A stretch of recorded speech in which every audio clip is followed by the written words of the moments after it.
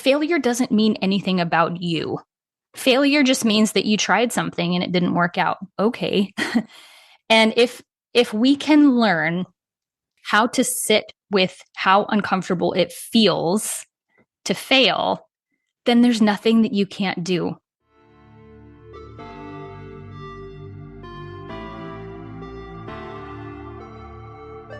Welcome to the Life Coaching for Mompreneurs podcast, where you will learn simple solutions to win at work without losing at home. Hi, my name is Martine Williams, and I am your host and CEO, your Chief Encouragement Officer. And this podcast is your one-stop shop to creating a burnout-proof life and business by elevating your clarity, confidence, and courage. Friends, it's time to say goodbye to being the yes girl, to procrastinating on your goals and living in overwhelm. And it's time to say hello to creating healthy boundaries, healthy mindsets, and healthy habits so that you can achieve work-life harmony. Your next breakthrough starts here. This is the Life Coaching for Mompreneurs podcast. Let's do this. Well, hey friends, welcome back. Merry Christmas. At the time of this episode, it is the day after Christmas. So I hope that you had a very Merry Christmas with your family. You're probably still celebrating. Maybe you're traveling, and this is just a perfect opportunity to listen to a podcast episode. So today's Turquoise Talk guest is Morgan Motsinger, and we talk about emotional resilience. You've heard me talk about that before, but what is that? We talk about how emotions come on, how we can sit in it, how you can sit in with the emotion of failure. So I know a lot of us, we don't like the feeling of failure. We don't like those maybe uncomfortable, negative emotions that we all have. They all come up, but when we resist them, they persist. And so she talks about the process that you can go through to help you to feel it, sit in it, and then let it move on. And it was just a powerful exercise that she talks about. And I told her, I said, I think you just freed up so many people when they hear this. So I am super excited for you to hear this process. So let me tell you a little bit about Morgan. She is a speaker, podcast host, student. I love that she called herself a student, because aren't we all students? We're all still learning and growing. And I just love that she put that in her bio. She's also an entrepreneur and a mother.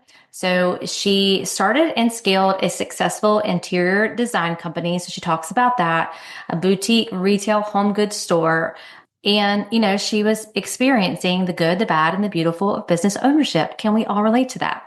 She was simultaneously a full-time caregiver to her daughter with special needs and two other children. And after 6 years, she closed her business to become a student in 2022. She's an undergraduate student studying psychology and neuroscience. The neuroscience is the part where we talk about the emotion, how long the emotion actually lasts, which was fascinating. And she hosts the PS We Expire podcast, which I hope to be a guest on in 2025. She leads workshops, retreats, and speaks about tools for improving mental health, like meditation and developing healthy habits. We need all of the tools to help manage our brains, manage our mind, manage our emotions, so we can manage our energy. So you're going to love this episode. So let's dive right in. Hey friends, welcome back to the show. I'm so excited for our Turquoise Talk guest today, Morgan Motsinger. Thank you so much, Morgan, for taking the time to come on the show. I'm so happy to talk with you today. Thanks for having me. Yeah. So the cool thing about podcasts, and you know this, is just the amazing people you get to meet that you never would meet had it not been for technology, right? In the podcast journey. I mean, I feel like some of my best mentors have been from people I've never met that I've just been listening to on podcasts. So I love bringing on women entrepreneurs, mompreneurs to come on the show and just share their journey, share things they've learned along their journey. So let's just start from the beginning and tell us a little about you and your family and how you got into entrepreneurship. That's probably a long answer, or a short question, but a long answer, but we're here for it. How much time do we have? Okay, so I'll give you the medium-sized version. I won't supersize it, but straight out of college, I got married. And very shortly after that, started having babies, much to my surprise and a little bit of my dismay, because I was like, this is not that I had a plan, but like, I wasn't planning on having kids this soon. So we had our first child, Annie. And right away, I stayed home. So I stayed home. I was a stay-at-home mother exclusively for 8 years until my youngest was 6 months old. Okay. And when he was 6 months old, I was feeling really burnt out on the mom stuff. Having small children, I know many women who listen to this podcast are in that phase with small kids. And it is, I think the word that comes to mind immediately is overstimulated. It was like all the time. I was like so much noise, so much hypervigilance just to keep these little people alive, so much touching, so much stickiness all the time. And I felt like I needed something that was separate from my identity and my role as a mother. That was something from Morgan, because I was like, where did I go? What happened to me? And so I was like, you know what? I'm going to start this little hobby decorating business, and it's probably not going to really do anything, but I'm just going to do it. It'll be a creative outlet for me and maybe bring a little bit of income into our family. So I started this decorating business, and next thing I know, I'm like neck deep in clients and contracts and full service interior design, full blown interior design company. And I wouldn't say like without my hands on it, because I was definitely very invested in bringing excellence to my clients and to my company that I was building. So I was like diving headfirst into all the things that people don't tell you on the front end about business ownership, that especially for like, interior design, it sounds so fun. It's like I'm shopping for sofas and throw pillows and, blankets and stuff. And that's only like 5% of it. And then the 95% is, how are you actually running your business and serving your clients? So I built this business, and then my husband and I ended up joining our companies because as I was doing interior design and he's a residential contractor. So we were like, we should probably this makes sense. We should marry our companies. And so we were doing whole home redesigns and some new construction coming down the pike. And all the while doing that, I was orbiting everything in my company around my family's needs. So, I was taking my little guy with me to installs and shopping, and my other two girls were in school. And the whole while I was trying to keep my family as the focus and the center of everything that I was doing. So that's kind of how I ended up falling into entrepreneurship, and found that it just was what I didn't expect about entrepreneurship was how much it was going to grow me as a person.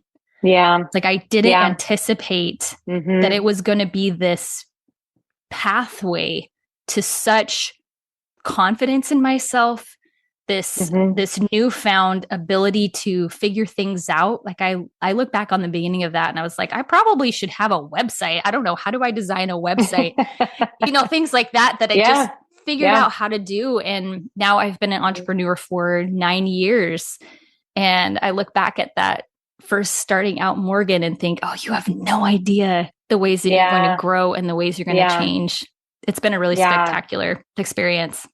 Yeah, it's for sure. I tell people all the time, like entrepreneurship is the biggest personal development journey you'll ever go on, 100%. And it's like you said, it's like unexpected. I mean, for me also, like that, my story is similar to yours. And, I'm I've always worked. And so when I came home with my first son, like I loved that. And I wanted to be a part of his life in that way. But I also like had this part of me that desired more, right? Like I knew it wasn't just for me to stay home and be a stay-at-home mom, and love all of you all that's where you feel called to be. There's no right or wrong here. It's just for me. And like for you, I knew there was something else I wanted to do. And so to have something just for myself, and I had no idea where that would take me. And I had no idea that I would be where I'm at today. And I look back and I think about that, Martine, I'm 17, almost 18 years now as an entrepreneur. And I'm like, she was completely different. I mean, to talk in front of thousands of people on stage now, I couldn't talk in front of two. When I first started, I had no sales experience. I had no idea how to start a business. My dad had his own businesses, so I've seen him build his businesses. I've seen that, but I wasn't really paying attention as a kid. Like, well, how did he do that? And how did he do that? I was just loving the benefits of entrepreneurship, him being able to be flexible and be with us and all the things. So I love that about your story. And I do think it's always helpful for people to hear, like, there's things that happen, like things you don't even think about, the bumps along the road. And you are proof, I am proof that you get past those. You learn and you build as you go, and you go with what you know at the time, and then you build upon it. But if you wait until you're ready, right? You're not ready to be a mom. You're not ever ready really even to get married. It's like, are you really ready, or you just want it that bad, right? The things Mm. that you want that it's going to give you. So tell us a little bit about some things that you have learned in the 9 years that maybe someone who's brand new, who's just getting started, or the Morgan who first started, like, what would you go back and tell her? Like, watch out Oh for man. this, or look for this, or Yeah. The two things that come to mind, one is to get really clear on the front end about the things that I'm going to prioritize. yeah. So I was in the beginning, and some of this is you just don't know yet what is Mm, going to light you up, and you're not sure what's perhaps going to be profitable. And so you're kind of following all of these trails. yeah. And that really quickly, it was like I would have an idea, and then I was like, oh, I should probably do something with that idea. And so I would follow all of these bunny trails, and I completely wore myself out. I did way too Mm-hmm. much. I didn't Yeah. have a lot of clarity around what I really wanted to do. And even though I was still prioritizing my family, it was like, I think because I just was going in way too many directions. And so a piece of advice I would give younger Morgan is it's okay, just focus on like three things and Mm-hmm. really Yeah. pour yourself into those things.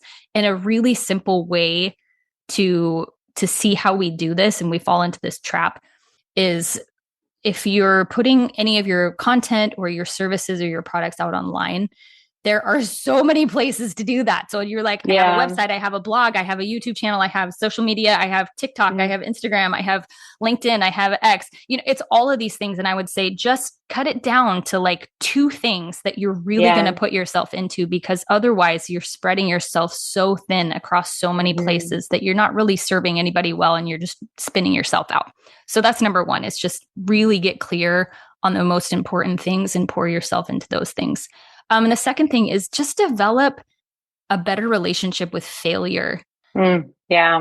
Failure doesn't mean anything about you. Mm-hmm. Failure just means that you tried something and it didn't work out. Okay. Yep.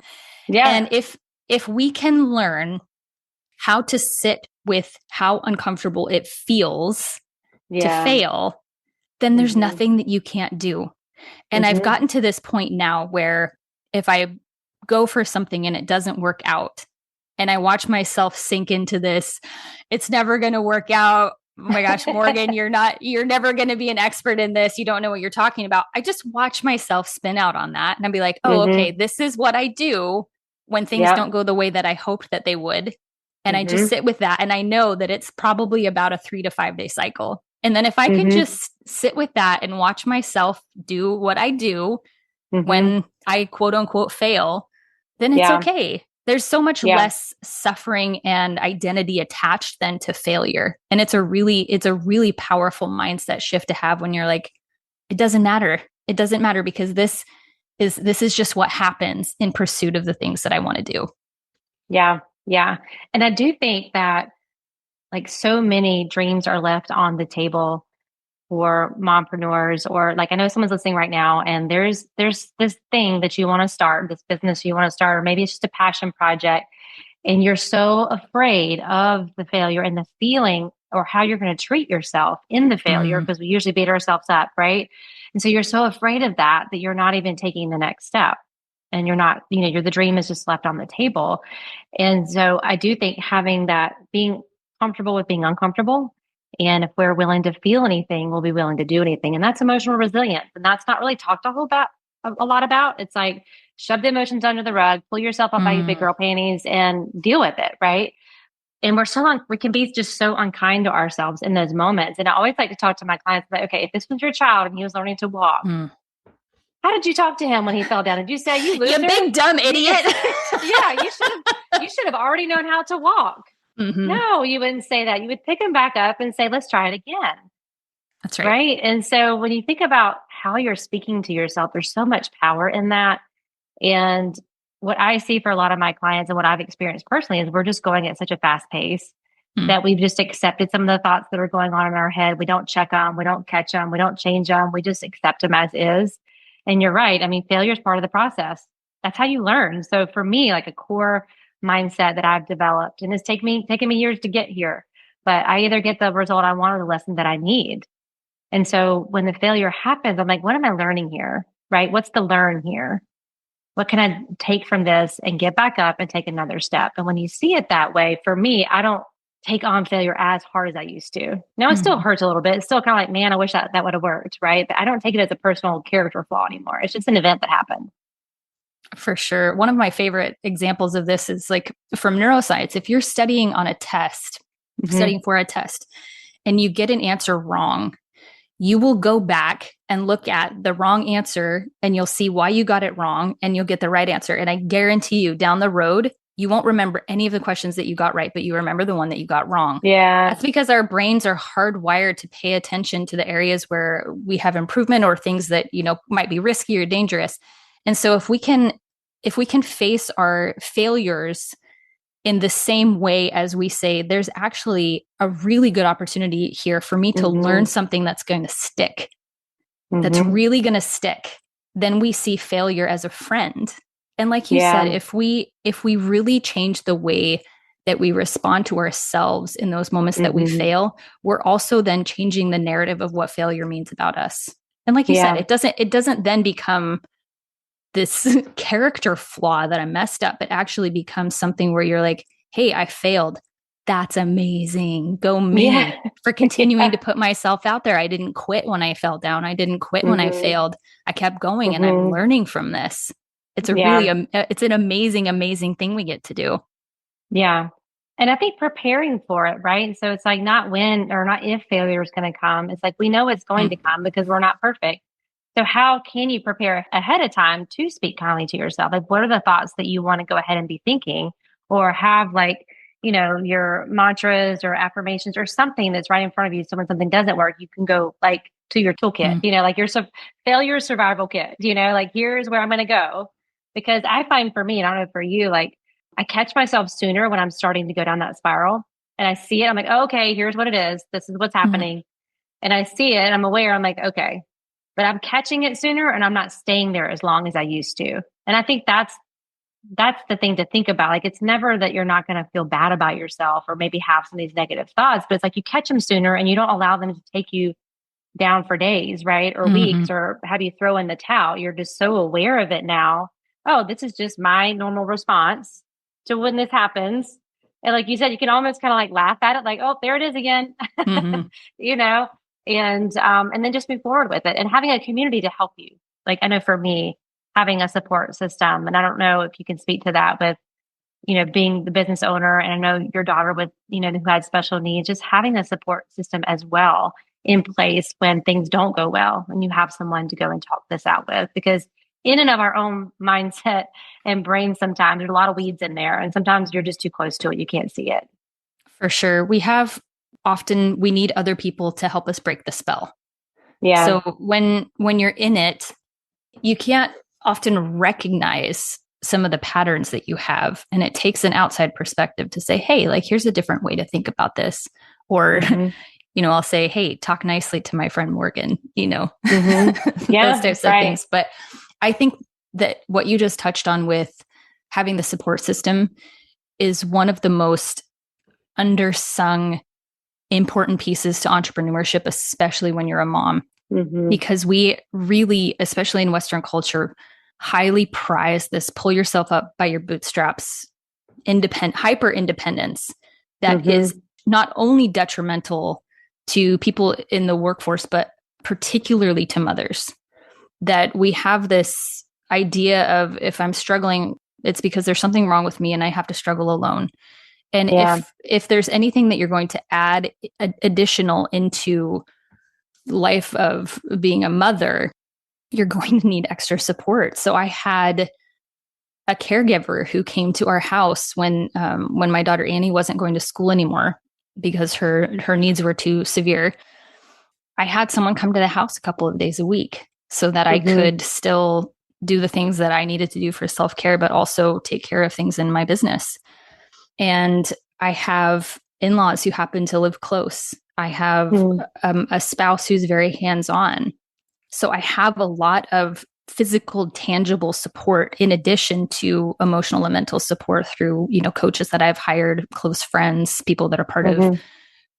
groups or masterminds. So having a Mm-hmm. robust support system is the number one key to not just success, but to resilience. You Mm-hmm. cannot have that without a support system. Yeah. Yeah. And why do you think that's so hard? Like, I've really been thinking about this just with my own clients because I mean, I've had a coach in my life as an entrepreneur. I've had support on multiple levels, but just from an entrepreneur standpoint for 17 years. I mean, Mm. the moment I hired a coach, well, really, I guess 15 years because I didn't have a coach the first 2 years. But after 2 years being in entrepreneurship, I knew I had taken my business as far as I could go myself, and I needed someone to come along and kind of refine. And it was scary hiring that first coach because first of all, I was like, how am I going to afford this? And what would I like? Is it going to be like, I was nervous about what she was going to ask me and what she was going to push me. I'm a very ambitious person. So I wasn't really afraid of the work. I was just afraid of like, well, what is she going to say and how is she going to handle that? But now it's just a part of who I am, right? Like it's part of my business expenses. It's just part of my life expenses. I'm going to be investing in because I'm always growing. And I know that someone else who's either one step, two step, three steps ahead of me can support me on a level that I can't support myself in. And again, it's just been such a part of who I am now that thinking to the women who are listening right now, who are on the fence or who they know, like, if I could have already gotten the result, I would have done it on my own, right? I would have already done it, but they're afraid to kind of take that step. And I think what you just said, like the robust support system is like the number one thing, but it's usually the last option for so many people. It's a last resort. Yeah, I think the financial piece certainly is something that is very real. Mm-hmm. That is a barrier. But what I would suggest that people do is actually expand their belief about what type of support is possible for them. We have access now to technology that is unheard of in human history. We have access to podcasts. We have access to online courses. We have access to you could go onto ChatGPT or some other AI program now and ask some really pointed questions about next steps in your business. Mm-hmm. And it will give you really clear answers. So sometimes I think it's not that people need more answers. I think it's that we need more confidence in ourselves to make decisions. Mm-hmm. So Yeah. I might be able to look at my business right now and say, here are the 5 things that I know I could try next, but I don't know which one to choose. And so sometimes like we rely too heavy on other people to tell us what the right, quote unquote, right path is, when really what we need to do is bolster up that inner belief in ourselves to handle whatever the outcome is of the choice and then just choose. There is so much relief from the swirly anxiety, indecision. What am I going to do next? Just by making a decision. Any decision will do. Just make a decision and go for it. It's so true. There's so many that live in the land of indecision. And believe me, I've been like the captain of that island, the president of that island many years. And it still kind of can be a default system for me. But I do think that's so important is just make a decision, like, and then do the work to make it right instead of sitting in that land. Like moving forward and failing is way better than staying stuck. For sure. I mean, like I remember when I was trying to decide on like brand colors. And I would just be like swirling and like, which are going to be the best, like stuff like that, where it's like, it doesn't actually matter. Yeah. And we can really get ourselves into this like feeling of I'm doing something like this. It feels like forward movement when it's really not. It's just, we bog ourselves down in these types of like procrastination considerations because we're afraid of what the next step is. So I say, just make a decision, trust that you're going to figure out how to deal with whatever happens on the other side of that decision and just go for it. Yeah. Yeah. So you mentioned earlier, just briefly, like just some of the overwhelm. And one of the things I like to talk about in this podcast is burnout. And I do think that it's almost become like the norm for just the human experience as an entrepreneur, especially a mompreneur. It's like, it's just accepted that this is just how I'm supposed to feel all the time. And I've been super passionate about working against that for many years now.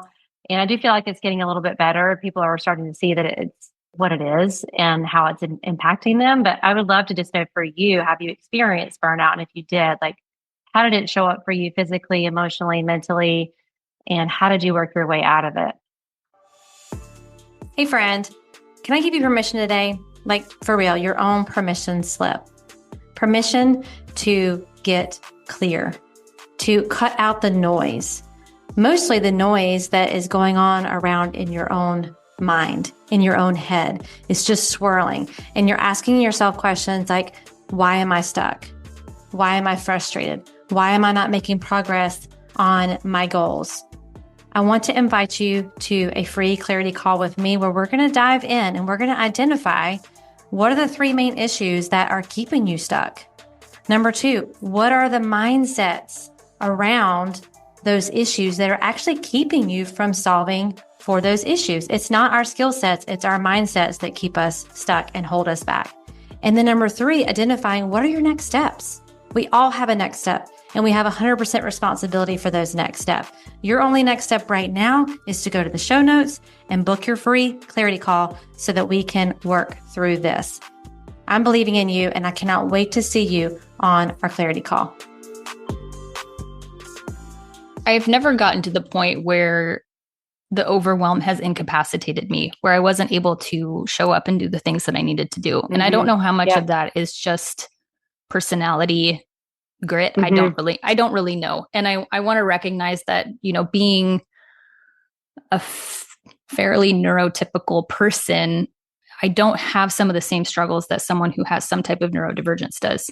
So if I'm going to talk about burnout, the first thing that I would say is it really is individual. Yeah. It's very specific to your particular life circumstances. So in my life, my daughter Annie had special needs. And so I was dealing with a different type of burnout than someone who doesn't have a child with special needs does. There were certain things that I wasn't able to say yes to in my business, in my company, because I needed to attend to Annie's needs in a very hands-on way that required a lot of emotional and mental labor as well. And so the things that felt like burnout to me often were things that I actually really didn't have any control over. And so I needed to attend to myself in those areas where they were circumstances that I couldn't do anything about. I couldn't do anything to change. I couldn't do anything to improve because that was just the reality. And then have to let a lot of other things fall to the wayside. And that's a really difficult thing to do for high achieving women. Is to say, hey, like I have to actually be okay with having a messy house because I can't burn myself out on trying to keep it spotless. And then in the meantime, like being like such a jerk to the rest of my family about like, why are you guys cleaning your crap up? Like sometimes you just have to let some stuff go that you really don't want to let go of. Yeah. And that's just the nature of picking your priorities. Yeah. Yeah.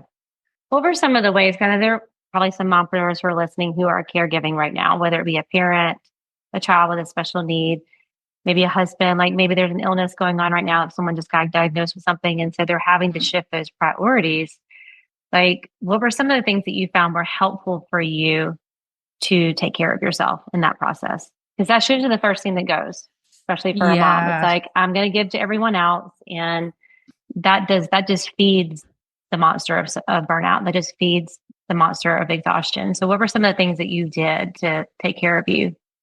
Some of it is taking a long-term look at what the negative impacts are going to be on my health. If I don't prioritize some of these things now, what is this going to look like in 5 years? And that was a great way for me to pay attention and prioritize some of the, I hate even calling it self-care because it is essential. Some of the things like exercising regularly, paying attention to the things that I was eating, sleep, which I almost hate that one because of my daughter's disease, she woke up a lot at night. And so, like a lot of moms, especially with little babies, will hear this, prioritize your sleep. And they're like, shut, like I can't do anything about this infant that's waking up every 2 hours to nurse. So I would say really paying attention to what makes you feel good, paying attention to what makes you feel like you want to be in your life, paying attention to the things that for you personally help address those feelings of overwhelm. So really becoming like such a student of yourself, such a student of your own physiological responses to things. and then craft some of your choices around what is going to help you feel good. Because really, the way that I was thinking about it is if I don't take care of myself now, for example, my daughter was, 85 pounds, and we had to put her in the car, which is a very difficult thing to do physically.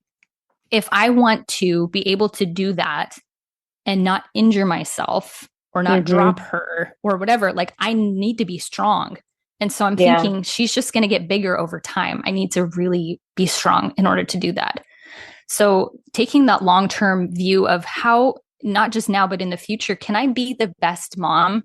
Can I make sure that I am not going to injure myself emotionally, mentally, physically? What things do I need to do right now to take care of future Morgan? Yeah. Yeah. When I ask women about this, it's for a lot of them, they can't think of one thing that they would want to do or could do for themselves. They've been so focused on others and taking care of everyone else. Like, I'm like, okay, what's on your fun list today? Or what's something that will give you energy, right? There's a lot of things we know are draining your energy. What is actually giving you energy right now? And it's like a deer in headlights. And it's so common. So for anyone who's listening, you're like, yep, that's me. Like, it's so common, but just like a business idea or anything else, you have to just take a next step and just be curious. Go back to what were some of the things that you enjoyed as a little girl? Was it, did you play dress up? Then maybe for you, it's, doing something creative and something with style. Or did you like doing arts and crafts? Maybe that's something that you could do just for yourself. And for some of you, you're like, I don't have time to do any of that. Well, do you have 5 minutes to take some deep breaths and to really just get still with yourself and flip through your favorite magazine? I think we get into this, well, if I don't have 30 minutes to take care of myself, then there's no point, right? And I'm definitely of the mindset of anything is better than nothing at all. For sure. I really like that advice to just try stuff and see what feels good to you and add more of those things into your life. I think one of the biggest barriers to women adopting habits or activities that feel really good to them is that it's really uncomfortable to disappoint other people. So some of those things that you're going to do for yourself might mean that you say no to your kids, or you say no to your husband, or you say no to your friends. And that if we can tolerate how uncomfortable that feels, and we see the benefits of adding those things into our lives, then it's not quite so difficult. I mean, a really common example of this is when women are like, I can't stay up super late watching Netflix anymore. I need to go to bed by X time. And their partner doesn't like it because it's cutting into their time together. And it's a way then to say, okay, there's got to be a different way for both of us to get our needs met here. And I have to be okay with prioritizing my health, even if it's going to disappoint other people. I'd rather disappoint other people than disappoint myself. Yeah. Ooh, that's a paradigm shift. That's definitely a mindset shift for a lot of women to be able to think that way. And, I definitely, they've heard me talk about this on the podcast a lot. Like, you are your greatest asset. You have to protect her. Like, your business, your marriage, your parenting are all anchored in on how healthy you are. They're only as healthy as you are. And so, we've got to be taking the time and the focus onto that. And there are going to be people who get disappointed, but they're going to be more disappointed if you're not able to really be present and engaged because you're burned out, right? Or you're, not dealing with some emotions and you've just got overwhelm all over your face. You're not really being present with them anyway, right? Watching the Netflix show. You're still thinking about all the things you didn't get done, or you're just too exhausted to engage, right, in the conversation. So it's just a mindset shift, and it takes time. It's not easy to do, especially if you have been a giver and other people's focus. Give yourself some grace as you start to make some of these changes, and be so kind to yourself in the process. And one of the things that you said that I think we could touch on here at the end is learning to tolerate those emotions, right? That don't feel good, whether it's the failure or letting someone down. And so as someone is listening, what does that process look like? Like to learn to just tolerate it and be, what I like to say with my clients, like, feel safe in it. You don't have to fear the uncomfortable emotion. Like, you can still create emotional safety within yourself that I can handle that. This might be one of my favorite things to talk about. Okay. So from a purely physiological standpoint, emotions only last 90 seconds. Emotions are neurons firing back and forth, releasing neurotransmitters, and they produce a physiological response in your body. Increased heart rate, maybe your breath speeds up, whatever. Like, so something like anxiety, ooh, that does not feel good. Like I've had my own struggles with anxiety. It doesn't feel good. If I can remember that 90 seconds is the emotion and everything that comes after that is categorized as feeling. And feelings are how we determine what the story is about the things that we're feeling. The emotions that we have. So we have the emotional, the physiological response to whatever the stimulus is, whether it's an internal story or an external something that's happening. And then we tell ourselves a story about what that means. And that's where the feelings come in. And that's where we get into these swirly spirals. So if we can learn to even just sit with something that feels terrible, terrible, terrible in our bodies for 90 seconds, just breathe through it, relax into it, notice what the sensations are, start to maybe describe them to yourself. Because if we say, I'm angry, well, okay, that's the label that we've slapped onto some type of body response. Okay, what exactly is anger? Oh, okay, like this, I feel a tightening in my throat right now. I feel a heat in my cheeks. I feel this like kind of heavy weight in my stomach. If I can sit with those actual feelings in my body and just notice them and be witness to them and not jump right to, what does this mean? Yeah. That's a real superpower right there. Yeah. And that's when we're talking about things like what it's like to fail. If I can sit with that first feelings that come up when I see the email that says we're not going to work with you. If I can just sit with that, then I'm not going to carry that long term into the next days. I just sit with it. Just be a compassionate witness for your experience in those moments. That's the first step for sure. Yeah. Yeah. And I feel like that's the part we want to avoid. And so of course, because it feels terrible. And so we're like, let me push that down. Let me mask it. Let me numb it. Let me distract myself from it as quickly as possible. Myself. Yeah. How quickly can I sweep that bad boy underneath the rug? Yep. But I just love how you explained that. I think a lot of people are going to be freed up today with that and just be like, okay, it's 90 seconds. Let me just sit with it for a minute. I don't have to rush through it. I don't, emotions are messengers. Let me just sit with it for a minute and see what's going on. We don't have to be afraid of it. Yeah. As somebody who has, for me, I definitely have more of avoidance behavior. And I do, I want to be positive. I'm an encourager by nature. So I want to move forward. And so there's been a lot of times where I've just gotten busy to avoid it. I don't want to feel it, but how much more empowered I feel now that I'm not afraid of it as much. I allow myself to just sit in it. And that's been probably a 4-year journey for me over the last, honestly, 4 years. So it's really cool to be in that place now. But I know there are moms that are listening right now and they're like, oh, that feels very scary, but it's okay. Yeah. We can handle that too. We can handle that too. Oh my God. Moms are so capable. I would just say, imagine, when your toddler's having a meltdown, you can't really reason with them. It's just, this is why you need to put your shoes on and we're going to be late. They don't care. Their logical brain is offline. Oh. It's offline. And we sometimes think that because we are tall and we're bigger and we know how to drive a car, that we don't have this inner toddler that just needs someone to be like, yeah, those are some big feelings right now, buddy. I will talk to myself like that. And be like, oh, Morgan, yeah, of course this feels terrible. And just to sit with myself in those feelings and not try and logic my way out of them is probably the most important act of self-care and self-love that you can do. Yeah. Yeah. Well, we could talk for another 2 hours. You're just so easy to talk to. And that topic alone, we could probably just do a whole hour podcast just on that topic alone. But I love what you've given them today to think about and some, really actionable things they can do the next time an emotion comes up. I think that's really powerful. So tell us, if you had an opportunity to talk to all the mompreneurs of the world today, what's one thing you would want to leave them with? you are much more capable than you think you are. Yeah. Much more capable. And you will find that out as you build trust with yourself, as you try new things and you keep commitments to yourself, and you find ways to turn up that internal brightness, that you don't dull yourself for anybody. You're so capable. Yeah. That's awesome. Someone needed to hear that today. I think we all need that reminder, Morgan. So thank you so much. I need that reminder. I know, right? I'm like, I think that was for me.